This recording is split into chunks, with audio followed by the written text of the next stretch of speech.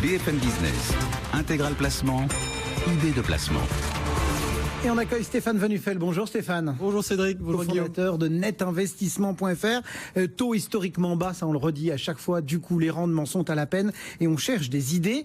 Et vous avez déniché du côté de l'ingénierie bancaire quelques leviers qui pourraient nous servir patrimonialement, c'est ça? Alors, j'ai rien déniché, parce que des choses qui existent depuis l'aube des temps. Oui, mais encore faut-il savoir les orchestrer. Voilà, c'est ça. C'est-à-dire qu'en fait, on est toujours en recherche actuellement de voir un petit peu où est-ce qu'on peut trouver de nouveaux produits, de nouveaux leviers. Et en fait, tout simplement, parfois, il faut juste regarder ce qu'on peut faire en architecture. Alors ça peut être en placement financier sur des architectures ouvertes, mais ça peut être aussi en ingénierie bancaire, parce que finalement les banquiers ont toujours eu beaucoup d'idées et ont toujours mis en place plusieurs types de produits qui pouvaient être utilisés à certaines périodes. Ils avaient été mis de côté ces derniers temps, et là finalement ils reviennent. Notamment la première solution, les prêts à palier, ou ce qu'on appelait les prêts modulables, c'est ça? C'était ça, c'était les prêts modulables. C'est vrai que ça fait quoi? Ça fait une dizaine d'années qu'on n'en parle plus. Ça fait, oui, voilà, c'était un truc qui était très à la mode dans les années 90 pour les professions libérales, et puis ça a été laissé un peu à l'abandon, et puis là ça revient, parce qu'en fait finalement c'est quelque chose d'extrêmement logique et d'extrêmement adaptable.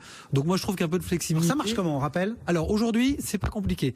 Vous avez des leviers de prêt. Alors d'abord, très important, mon cher Cédric, les taux sont les mêmes que pour un prêt amortissable normal. Donc vous soyez sur une mensualité linéaire ou sur des prêts à palier ou modulables, c'est exactement les mêmes conditions. Donc ça c'est important, c'est pas quelque chose de spécifique comme peut l'être le prêt in fine. Là c'est très simple, vous avez la possibilité, grosso modo, de vous dire je vais adapter le prêt à la fin d'autres prêts existants ou à une durée que je veux donner à un investissement. Exemple simple, je fais un investissement immobilier locatif, je me donne une duration parce que par exemple il y a une défiscalisation Malraux sur 9 ans ou Pinel sur 12, je vais mettre fin à ce palier, à cette date-là, et si je veux derrière continuer à rembourser le bien pour le garder et en faire un bien patrimonial sur du long terme, à ce moment-là j'accélérerai mon remboursement sur une deuxième partie de prêt. Ça sert à quoi? J'ai 300 ou 400 euros à mettre dans un projet comme ça. En faisant un prêt à palier sur cette période-là, pendant la période où je vais défiscaliser, mon épargne va être divisée par 2 et la différence, je vais la placer à côté sur un contrat d'assurance vie, par exemple. Ça me permet de diversifier. Et donc en gros, on diminue les paliers de remboursement, enfin les mensualités, pendant toute la durée de 9 ou 12 ans. Par exemple, si on utilise un loyer de... Et après, soit on rembourse par anticipation, soit on poursuit. Exactement. Soit on vend le bien parce qu'on est au bout de sa défiscalisation. Si on peut pas, on utilise justement la capitalisation qu'on a mise sur le contrat assurance vie pour faire un remboursement anticipé. Soit finalement, on a une possibilité d'aller au bout du prêt malgré le gap du deuxième palier. Et à ce moment-là, on accélère le remboursement. Ça, ce sont les prêts à palier. Qu'est-ce qu'il y a d'autre dans l'ingénierie bancaire? En fait, tout tourne autour des prêts modulables. L'idée, c'est juste de comment on les utilise. Là, je viens de vous donner une solution qui est une solution très simple d'investissement. Après, c'est juste de pouvoir caler et de prendre le temps. En ce moment, vous savez, beaucoup de Français font racheter leurs prêts. Donc, ils pensent à faire racheter leur prêt de résidence principale ou de résidence secondaire. Après, ils pensent pas à ce qu'ils peuvent faire avec finalement le gain. Parce que quand vous faites racheter votre résidence principale et que sur une durée, vous gagnez 200, 300 euros éventuellement de mensualité, on a tous le réflexe de réduire la durée. Bon. Mais ça sert à quoi de réduire la durée? Finalement, si les taux sont bas et que ça vous permet de générer une nouvelle capacité d'épargne, est-ce qu'on va attendre à ce moment-là la fin de ce prêt pour faire autre chose? Ça peut être de se payer un appartement au ski. Donc plutôt de réduire la durée, réduisons les mensualités. Si la différence est utilisée à faire autre chose. Et c'est là que le prêt à palier, le vrai prêt à palier modulable, a un intérêt. Je vous donne un exemple. Vous avez votre résidence principale, elle se termine dans 12 ans de remboursement. C'est un exemple. Et puis, vous vous dites, moi, je vais faire un investissement immobilier immédiatement et je vais caler un palier sur la fin du prêt de ma résidence principale. Ce qui fait que donc, pendant toute cette durée de fin de remboursement, le fait d'avoir racheté ma résidence principale, j'ai gagné 300 euros. La nouvelle opération me coûte 300 euros par mois. Donc, ça ne change rien à mes mensualités, à mon pouvoir d'achat. Et dans 12 ans ou dans 10 ans, quand mon prêt de résidence principale se termine, je récupère une très forte capacité d'épargne et un très fort pouvoir d'achat.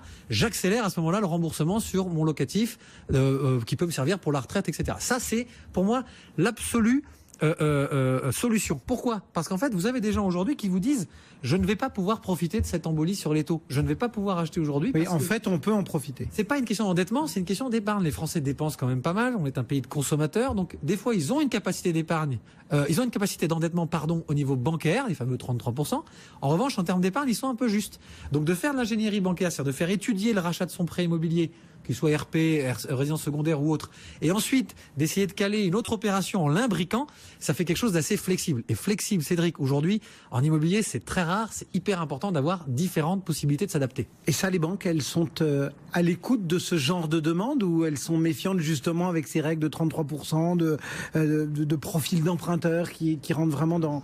J'attire l'attention des gens, faites très attention parce que bien sûr les prêts à palier qui sont revenus un peu à la mode il y a 3-4 ans sur des opérations en particulier de défiscalisation dont je parlais, faites très attention parce que certains petits malins se sont amusés à solvabiliser des clients là-dessus en imaginant que le taux d'endettement n'était pris en compte que sur le premier palier qui donc représente 75 à 80% d'un palier normal de prêt amortissable. Ça veut dire qu'ils se sont dit en faisant ça je vais pouvoir donner une capacité d'achat à des gens qui vont se retrouver à un moment donné, s'ils basculent dans la deuxième partie du palier, complètement pris à la gorge.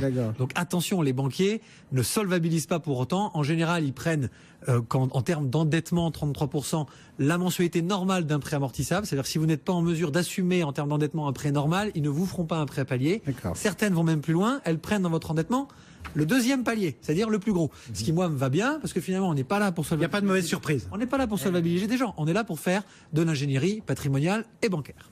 Eh bien voilà, l'ingénierie bancaire peut aussi faire de l'ingénierie patrimoniale. Merci. Toujours, ça en fait partie. Stéphane Van Nuffel pour netinvestissement.fr.